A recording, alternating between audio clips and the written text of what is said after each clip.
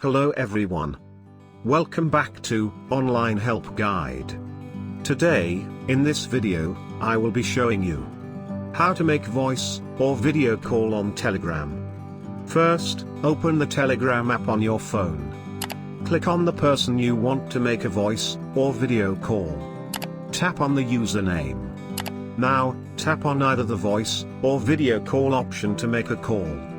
And you will successfully make a voice or video call on Telegram. Thank you for watching Online Help Guide.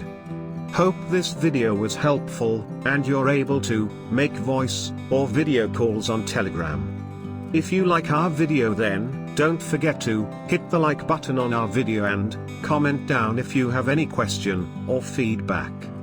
Also, if you are new to our channel, please subscribe and hit the bell icon to our channel.